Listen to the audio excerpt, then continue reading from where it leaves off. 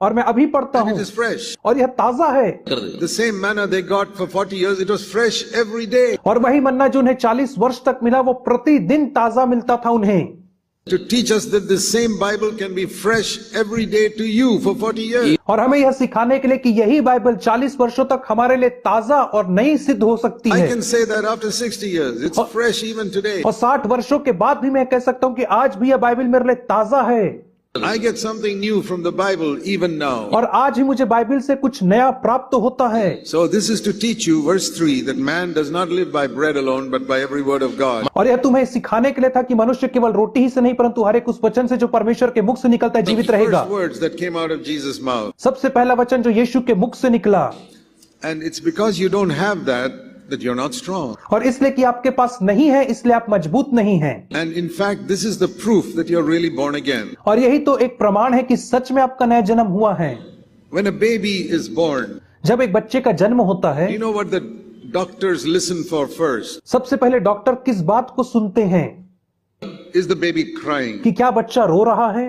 Because that is the proof that some breath has come into its lung. क्योंकि वही प्रमाण है कि बच्चे के फेफड़ों में श्वास आ चुकी है।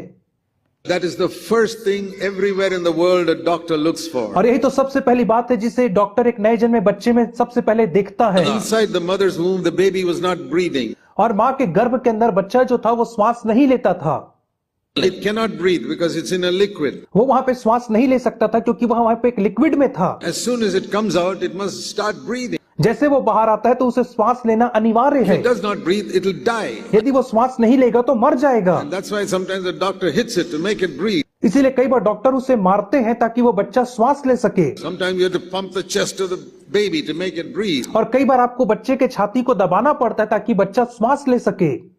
I remember when my wife was in a surgery, she had to pump the heart of 2 children from CFC to make them breathe and live. और मेरी पत्नी जब एक बार ऑपरेशन कर रही थी तो उसको 2 बच्चों के छाती को बार बार दबाना पड़ा ताकि वे बच्चे सांस ले सके, और वे बच्चे CFC कलीसिया के ही बच्चे थे।